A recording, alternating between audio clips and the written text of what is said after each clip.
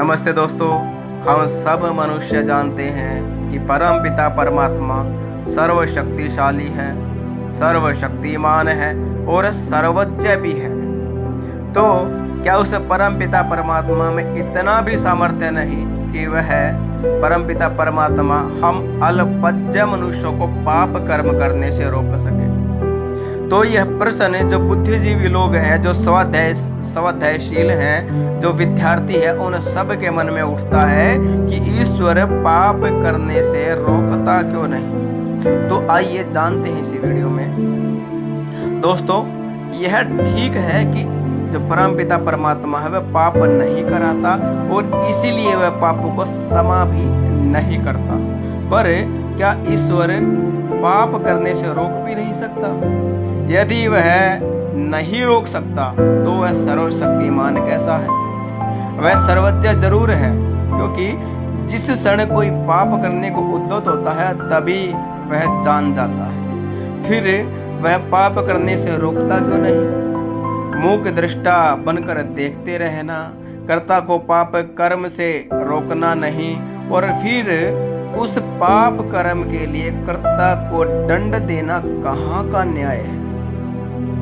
दोस्तों, पाप कर्म से न रोकने से ईश्वर की जो सर्वशक्तिमत्ता है उस पर कोई आँच आने वाली नहीं है। वैसे सर्वशक्तिमान का यह अर्थ नहीं कि ईश्वर जो चाहे सो करे। सत्य तो यह है कि ईश्वर जीव की कर्म करने की स्वतंत्रता का हनन नहीं करता।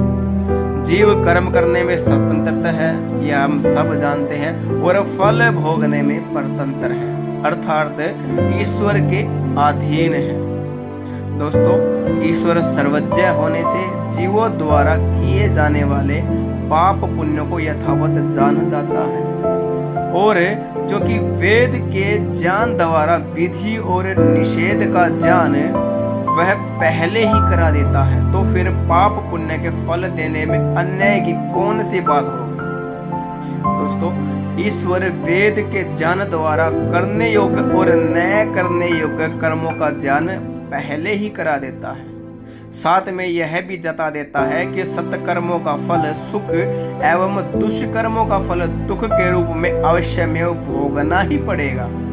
अब यह जीव की इच्छा पर निर्भर है कि वह अच्छे कर्म करे या बुरे कर्म करे। ईश्वर उसे कर्म करने से रोकता बिल्कुल नहीं। दोस्तों, लोक व्यवहार में हम देखते हैं कि एक अध्यापक जो अपने पुत्र से अत्यधिक प्रेम करता है और उसका पूर्ण हित चाहता है, परीक्षा भवन में प्रश्न का सही उत्तर न लिखने पर देखते हुए उसे गलत उत्तर लिखने से रोकता नहीं, फिर उस गलत उत्तर के कारण उसके अंक काटने में भी कोई अन्याय नहीं करता। यदि वह अपने पुत्र को, जो उस समय परीक्षा में परीक्षार्थी है, गलत उत्तर लिखने से रोकता है तो उसे हम न्याय संगत कर्म नहीं कह सकते, और गलत उत्तर के अंक काटने में भी अन्याय नहीं। जब लोक व्यवहार में हम यह नित्य देखते हैं और कोई आक्षेप नहीं करते, तो ईश्वर पर ही ऐसा आक्षेप क्यों करते हैं कि वह पाप कर्म करने से रोकता क्यों नहीं? दोस्तों, ईश्वर पाप कर्म करने से रोकता ही नहीं, फिर भी उसकी इतनी दयालुता है कि वह भय, शंका, लज्जा के द्वारा यह जता देता है कि वह कर्म जो हम संपादित करने जा रहे हैं वह पाप है। हम जब भी पाप कर्म करते हैं तो हमारे मन में भय उत्पन्न होता है, हमारे मन में शंका उत्पन्न होती है कि हम गलत काम कर रहे हैं, कि यह सफल होगा या नहीं होगा।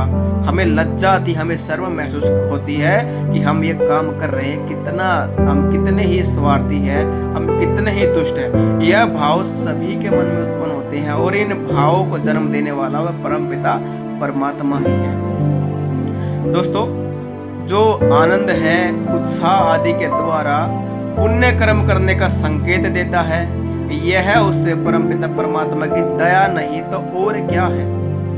जब भी हम कोई कुकर्म करने लगते हैं तो हमारे मन में भय, शंका और लज्जा उत्पन्न होती है।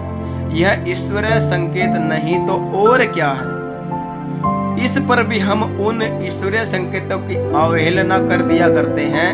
यह अपनी कर्म स्वतंत्रता के कारण ही है, और जब कुकर्म किए हैं तो फिर दंड पाने में घबराना क्यों, जबकि सत्य यही है कि करता था तो क्यों किया, करता था तो क्यों किया, करके क्यों पछताए, बोए पेड़ बबूल के आम कहां से खाए। दोस्तों, यह आक्षेप सर्वथा सारहीन है कि ईश्वर पाप करने से रोकता क्यों नहीं।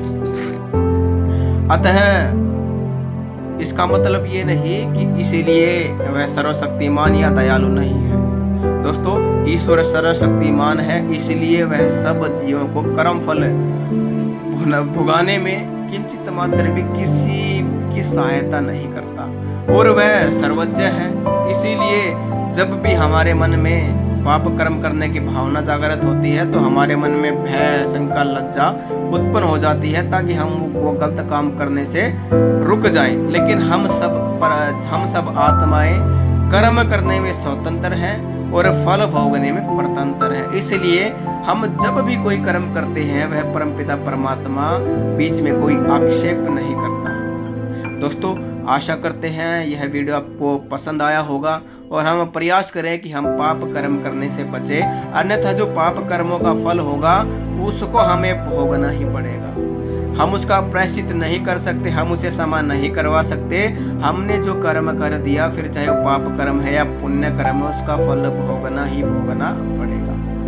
दोस्तों, मनीष वैदिक आपका अपना यूट्यूब चैनल है, चैनल को सब्सक्राइब अवश्य कर लें। मिलते हैं एक नई वीडियो के साथ, जब तक के लिए जय श्री राम, नमस्ते दोस्तों।